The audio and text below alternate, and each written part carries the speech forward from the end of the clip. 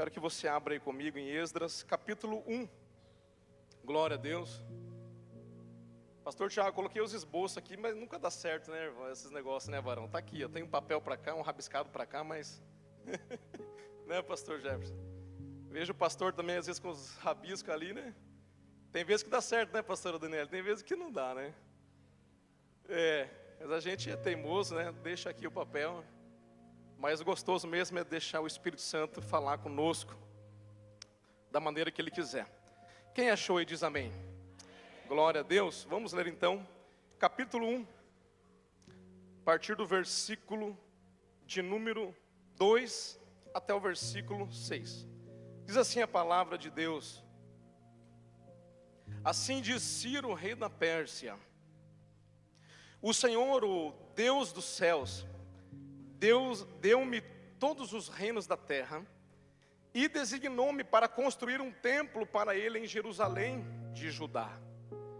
Qualquer do seu povo que esteja entre vocês, que o seu Deus esteja com ele, e que vá a Jerusalém de Judá reconstruir o templo do Senhor, o Deus de Israel, o Deus que em Jerusalém tem a sua morada, e que todo sobrevivente, seja qual for o lugar em que esteja vivendo, receba dos que ali vivem prata, ouro, bens, animais e ofertas voluntárias para o templo de Deus em Jerusalém.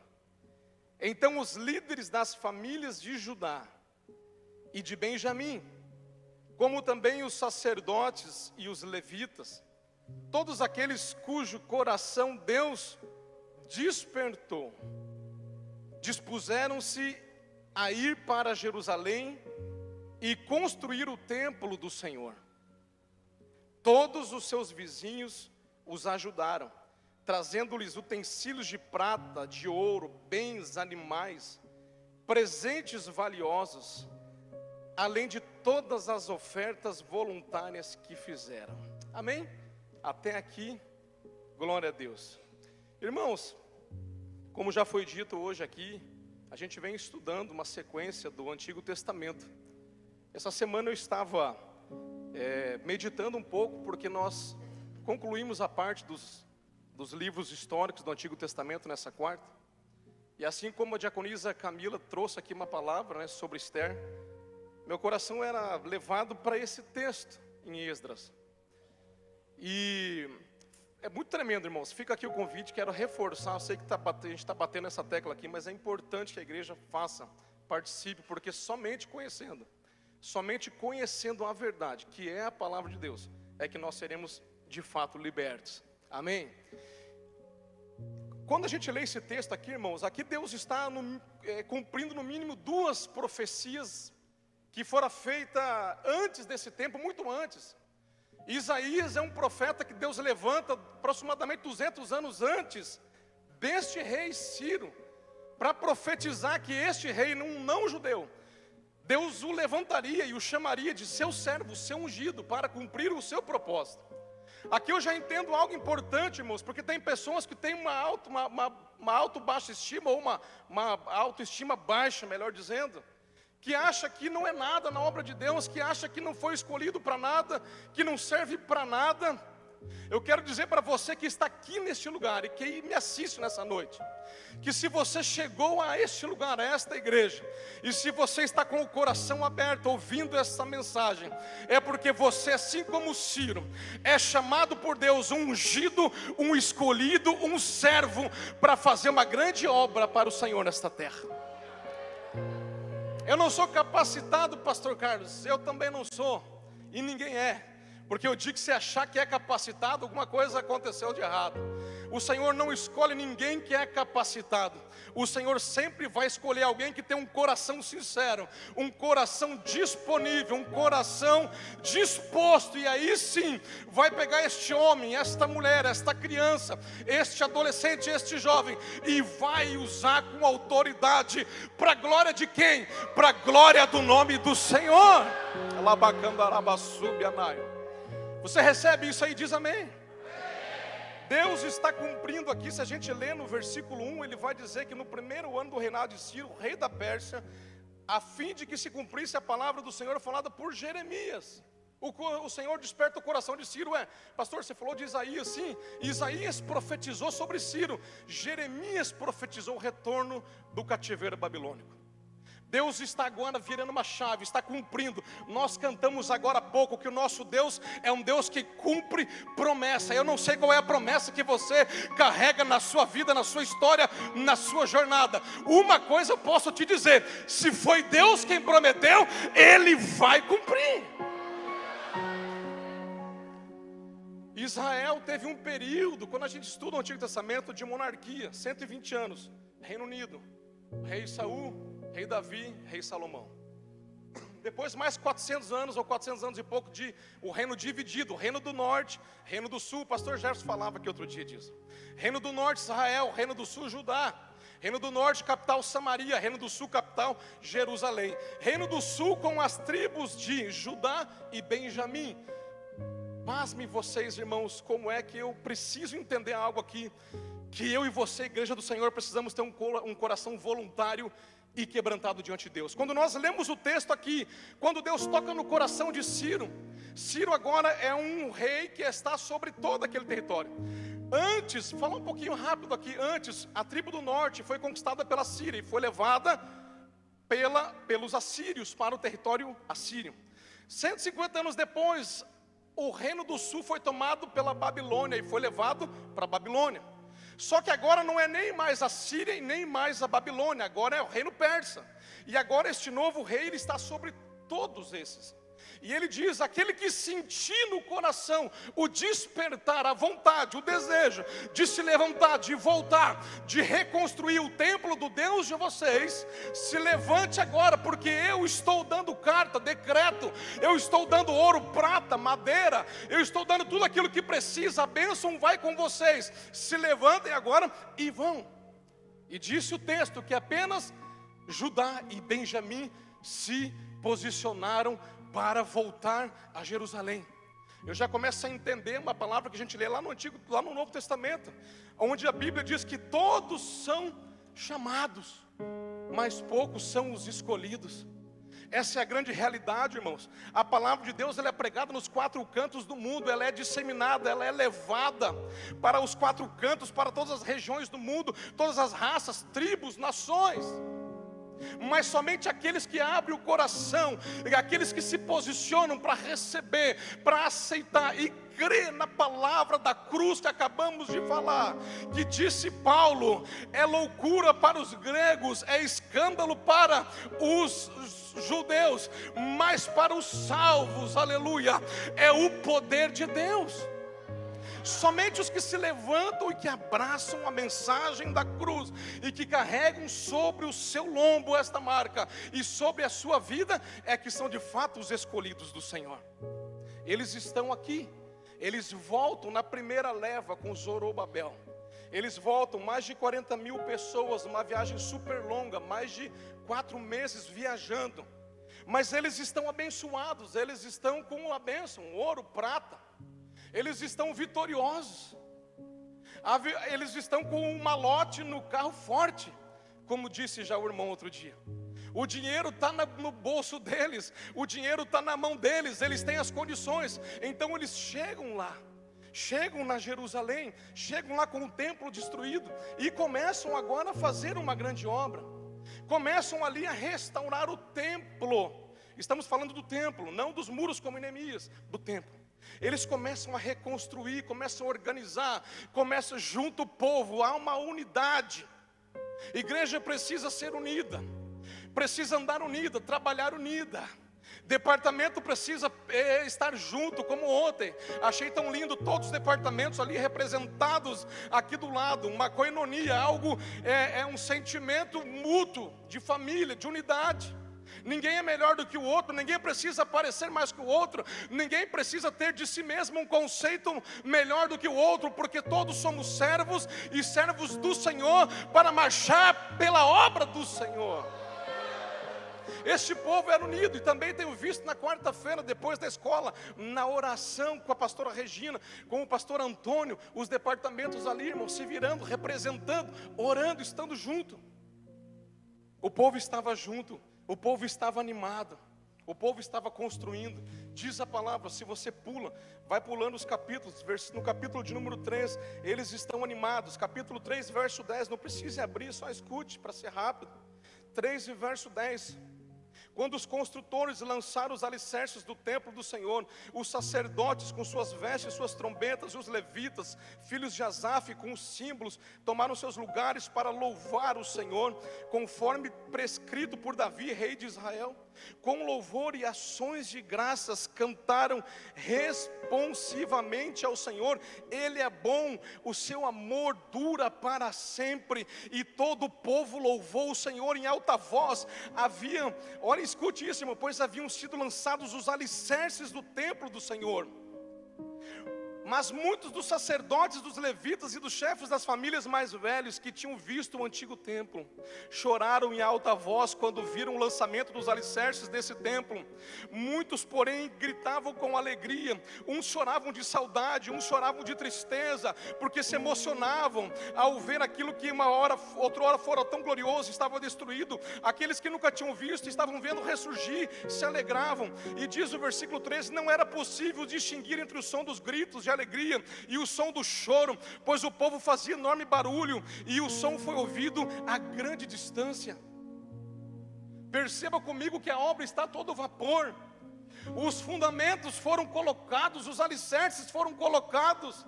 O povo antigo chorava de tristeza misturado com emoção. O povo novo se alegrava, havia tanto pranto, havia brado de vitória, choro, havia tudo. Diz que o povo parecia um povo doido. Havia um entusiasmo, havia uma coisa muito bem definida dentro de si. Havia uma certeza do chamado. Havia uma certeza da escolha de Deus pela sua e pela minha vida, pela vida deles. Havia uma certeza de uma missão que Deus tinha dado.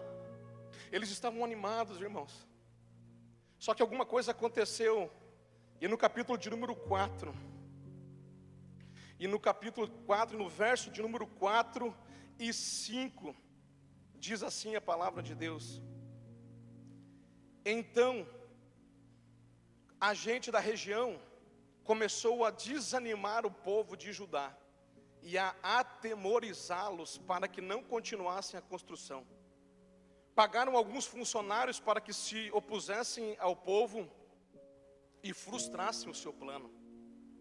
E fizeram isso durante todo o reinado de Ciro, até o reinado de Dario, rei da Pérsia. Irmãos, eu quero dizer algo para você nesta noite. Eles estavam super animados, estavam com um sentimento de liberdade. Deus libertou do cativeiro, irmão, 70 anos. Há quem diga que eles ainda não tinham completado os 70, porque Deus os levou para terminar o templo, em média 50 no cativeiro, 70 até a construção do templo, 70. Mas isso é coisa dos estudiosos. O que a Bíblia diz de uma forma geral é que eles ficaram 70 anos no cativeiro. Agora Deus livrou do cativeiro, restaurou-os a Jerusalém, com as bênçãos completas, espirituais, materiais. O povo restabeleceu o altar de sacrifício. Eles restabeleceram os sacrifícios diários que Deus havia estabelecido na lei, ou seja, o culto deles, as festas anuais dos judeus, lançaram os alicerces, como já disse, a fundação do templo, estava tudo indo muito bem. Sacrifício sendo entregue, irmãos, era a única forma de adorar, era o único jeito, irmãos, de falar com o Senhor, de se relacionar com Ele, era através dos preceitos da lei de Moisés naquele tempo. Só que daí, irmãos, vem um levante para tudo. Vem um levante de alguns que querem participar da construção, da obra. Eles falam que não, então eles vão e começam a tramar planos e começam a desanimar, a se opor. E a oposição e a apatia levaram à interrupção da construção do templo. Só que, irmãos, alguém pode estar aqui me ouvindo nesta noite e achar que o templo era apenas um templo de material, de alvenaria, de pedra, de madeira, de pedras preciosas, disso, daquilo. Talvez alguém esteja aqui ouvindo, mas pastor, é um templo. Não, irmãos, o templo era o símbolo do relacionamento entre Judá e o Senhor.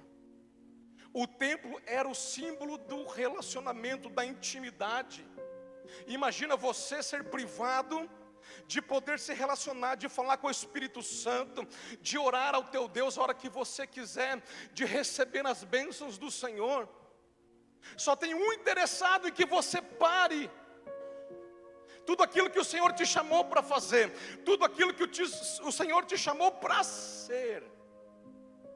Porque nós vamos entender no Novo Testamento, Paulo vai dizer que hoje eu e você, nós somos o templo do Senhor. Naquele tempo ele habitava lá no Santo dos Santos, a presença de Deus estava restrita àquele lugar, mas hoje diz que foi dado a mim e a você o direito de receber em nós este Deus vivo e poderoso, através do Espírito Santo, do selo da promessa, do penhor da aliança. Hoje ele habita dentro de vaso de barro, que somos eu e você.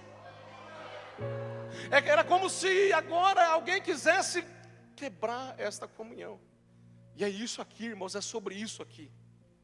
Porque tem um que não descansa, tem um que não desiste, tem um que veio para não outra coisa senão roubar, matar e destruir. Ele veio para frustrar os planos nossos, porque do Senhor jamais, os planos do Senhor nunca serão frustrados. Mas como ele não pode frustrar os planos do Eterno, ele vai nos filhos do Eterno e vai querer nos paralisar de tantas formas possíveis. E a pergunta que não cala nesta noite: qual é o templo das nossas vidas? Qual é a parte deste templo, seja corpo, alma, espírito, é que precisa de reconstrução e de restauração nessa noite? Alabaçomaná. Qual é a parte, irmãos? O que tem te aprisionado? O que é que tem te deixado como escravo? A Bíblia fala que o homem é escravo daquilo que o aprisiona. Tantas coisas têm escravizado, irmãos. Aqui disse que a apatia, a oposição, isso daqui, irmãos, fala de distrações dos nossos dias. Naquele tempo uma distração tirou eles do foco. Qual é a distração que tem tirado eu e você do nosso foco? Irmãos, o mínimo que uma igreja precisa entender é que precisa adorar o Senhor, reunir, congregar. Precisa ser corpo, bem unido, bem ajustado, como diz a palavra. Precisa ser uma unidade com o Senhor. E hoje tem pessoas que estão deixando isso para trás, não querem mais congregar, não querem mais ir à igreja. E quando você vai falar com essas pessoas, você vai fazer um convite, achando que esta pessoa está precisando, e você estende a mão. Ela ainda te afronta, dizendo: para que igreja? Por que eu devo ir à igreja? Eu não preciso de igreja. Por causa de tantos escândalos, tantas situações que ocorrem por aí, também pelas marcas do passado, de frustrações, irmãos, prisões na mente, prisões na alma, situações mal resolvidas, conflitos, traumas. A gente fala tanto às vezes de pecado assim sexual, que parece muitas vezes que é o único pecado que tem, que é o sexual, que é pornografia, masturbação, adultério e outros. Não há problema, nós temos que chamar o pecado pelo seu nome. Mas muitas vezes está aí no meio de nós a hipocrisia, a mentira, a altivez, o contender com o irmão, a falta de perdão, as coisas mal resolvidas no passado. Conflitos que basta muitas vezes uma conversa para resolver. Uma conversa, entendi, pastor, eu achava que ela tinha falado isso, mas não é que não era isso, mas a fulana e o fulano me contaram que era isso, irmãos. E aí vai um pedaço do templo embora, vai um pedaço do templo sendo destruído, sendo queimado, e para restaurar e para levantar, precisa do quê? Precisa de muita humildade, de muita humilhação, precisa de arrependimento, precisa de confissão, precisa de ajuda. Quando eles pararam, irmãos, e aqui não vai dizer, só que lá em Ageu é um profeta menor, e ele profetiza nesse tempo aqui, ele profetiza para Zorobabel. E lá no livro de Ageu ele vai dar alguns detalhes a mais, que o povo com essa afronta parou, amedrontou, deu espaço para o adversário foi, aqui em Esdras fala que eles vão lá no rei e fazem uma confusão, daí o rei dá um decreto que não é para continuar mesmo, mas tudo porque eles pararam, tudo porque eles não se posicionaram. Deus não estava nesse negócio de parar a reconstrução. Deus tinha abençoado, irmãos, desde o rei Ciro. Tem horas que a gente carrega uma promessa, uma palavra. Nós temos aqui a maior de todas profecias, que é a palavra de Deus. Nós temos o maior escudo diante de nós, que é a fé. Não é assim que está lá em Efésios 6, na armadura? O escudo da fé. E qualquer situação, qualquer ameaça do diabo, do demônio, do não sei o quê, do capiroto, qualquer situação contrária, nós, ao invés de romper em fé, de tomar a espada do Espírito, de nos cobrirmos com o Espírito Santo, nos revestirmos de toda autoridade, nós nos amedrontamos e paramos. E ontem foi falado que os nossos filhos estão de olho em nós. Eles estão olhando qual é a nossa reação diante da dificuldade, diante da adversidade, como nós enfrentamos essa vida, enfrentamos esse mundo, como é que nós lidamos nos negócios, como é que nós lidamos no dia a dia, como é que nós falamos a verdade ou a mentira, como é que nós fazemos. Eles estão de olho, e não só eles, viu? Quem trabalha conosco, quem está ao redor, todos olham e nos medem dos pés à cabeça. O templo era o símbolo do relacionamento íntimo. Irmãos, isso é tão...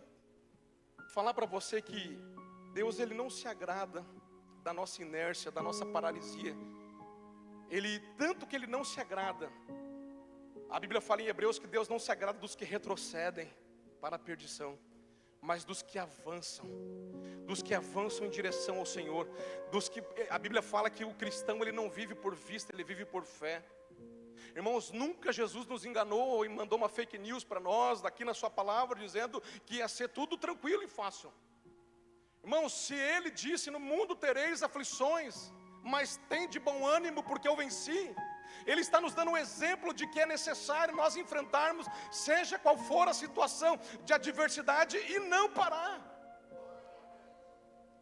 Deus não se agrada. Deus levantou o profeta, e eles se acomodaram e começaram a cuidar da casa deles, e começaram a fazer casa boa e bonita, e decorar, e arrumar, e não sei o que. E eles diziam para eles se convencendo do erro, do engano, dizendo, não é tempo ainda de mexer nas coisas do Senhor. Sabe o que é a zona de conforto? Quando nós não queremos fazer nada, cooperar em nada, quando nós não queremos participar de nada, quando nós não queremos avançar em nada nas coisas do Senhor e na obra do Senhor, nós damos desculpas. Nós somos peritos em dar desculpas. Eu não posso fazer, eu não quero, eu não tenho capacidade, eu não tenho tempo, eu não tenho isso, eu não tenho aquilo, irmãos. Eles começaram a dizer, não é tempo ainda, no achismo deles, mas o profeta se levanta e diz assim, é tempo sim e é já. É já, é tempo de se mover, porque tudo que vocês fazem não prospera, tudo que vocês farão não vai prosperar. Vocês ganham e saem pelo bolso, vocês plantam e não colhem. Ei, vocês estão distraídos, olhando somente para o umbigo, para o espelho, para a realidade de vocês. E o Senhor dos Exércitos, aquele que acabou de tirar vocês do cativeiro, vocês estão deixando de lado.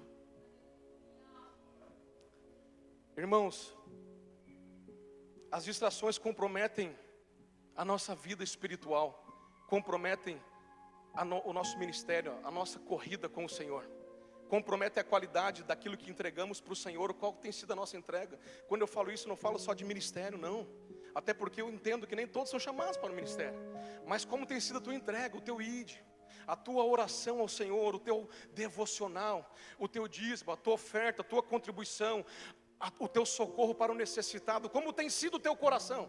Irmãos, se eu e você estamos dentro de uma igreja e entendemos que não temos que servir ao próximo de forma alguma, nós estamos redondamente enganados. Eu vejo por aí algumas pessoas que batem no peito para dizer que é cristão, mas não conseguem tirar uma fatia da sua vida, do seu tempo, de nada para auxiliar, para estender, para doar na obra de Deus, ou até na vida espiritual. Nunca tem tempo para nada, mas é cristão.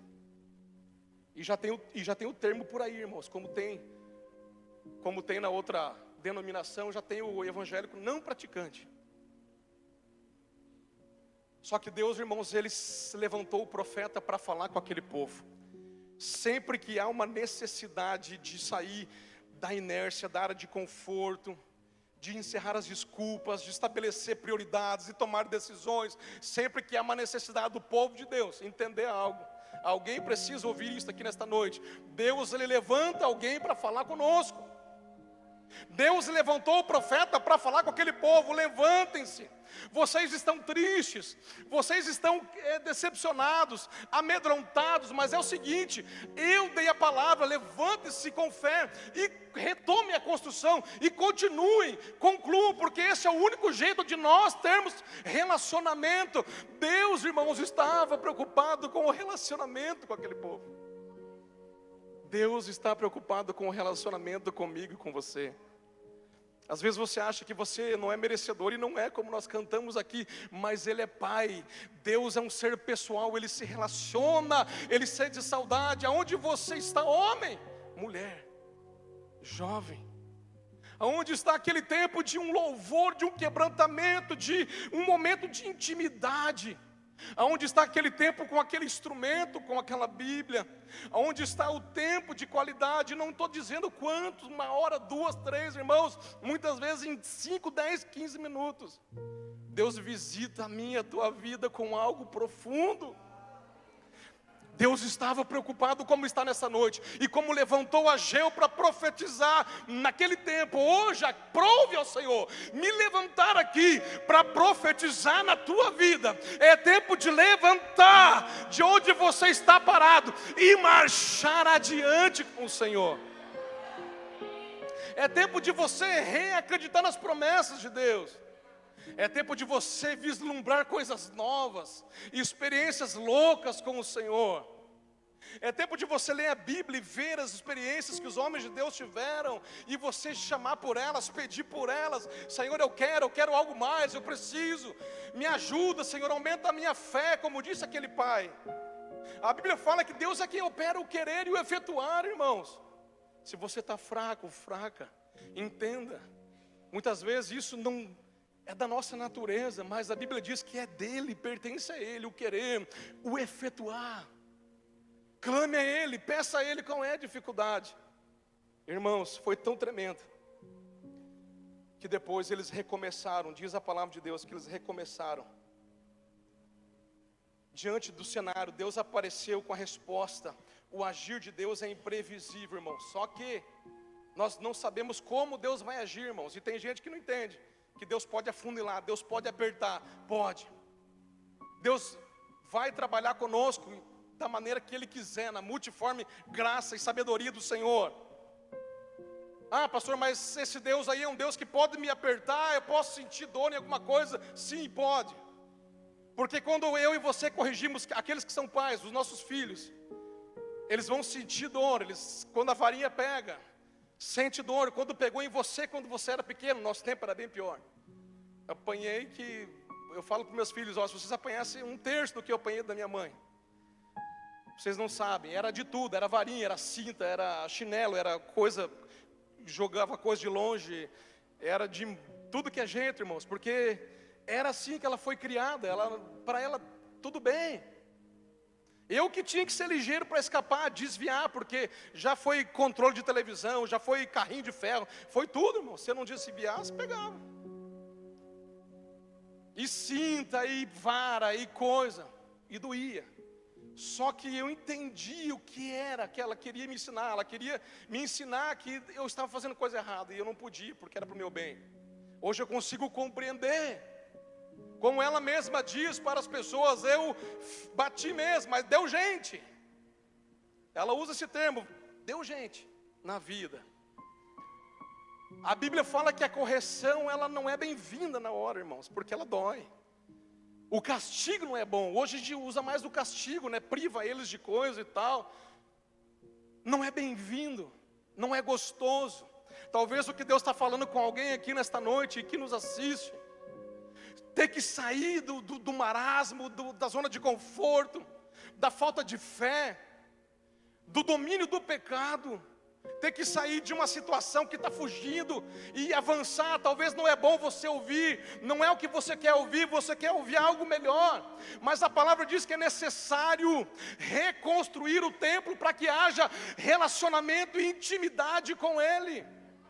Ele não vai habitar num templo sujo, num templo ruim. Ele vai habitar somente no templo que está limpo, preparado. Ele vai habitar naqueles que estão almejando, desejando a moradia dele. Na labassomanaio. E aí, irmãos, o profeta vem e fala, e eles recomeçam. E quando eles se levantam, escute isso, eu vou finalizar. Eles se levantam com ousadia. Tinha um decreto que eles não podiam reconstruir, que eles tinham que manter paralisado. Eles começam, porque o profeta estava profetizando e mandando: o Senhor está com vocês, nós estamos juntos. E eles começam, e quando aqueles homens vêm cobrar contas, eles então com ousadia, agora eles falam, é o seguinte: nós estamos aqui. Eles vêm e perguntam, quem mandou voltar a fazer? Reconstruir esse negócio.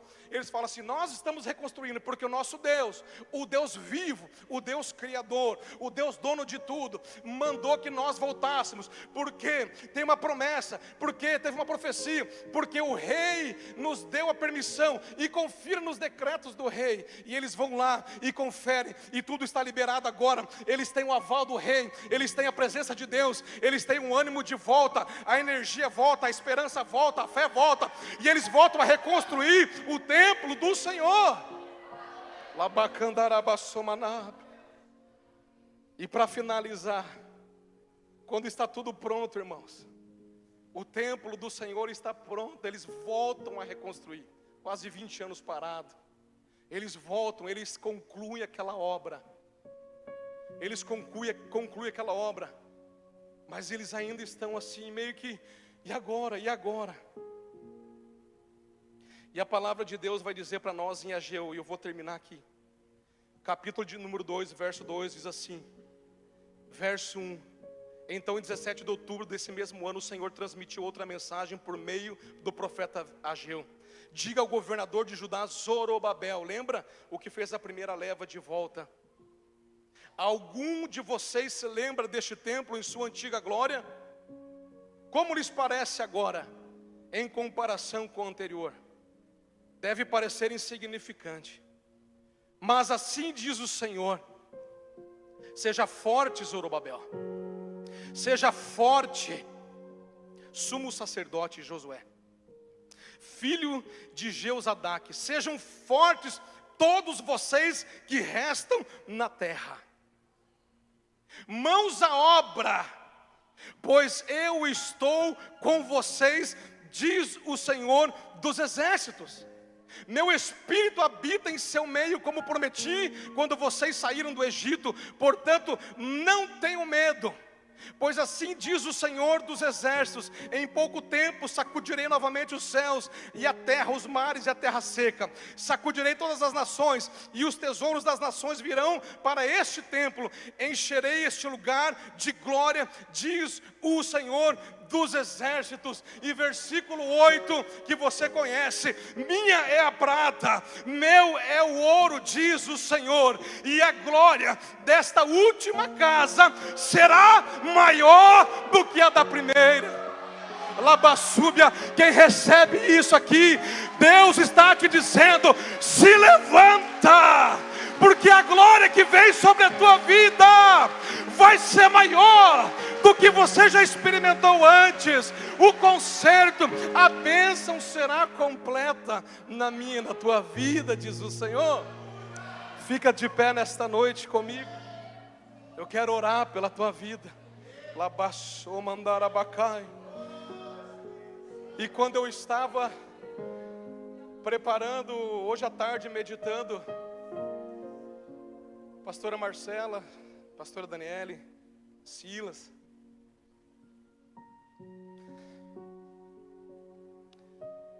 a glória da segunda casa será maior que a da primeira.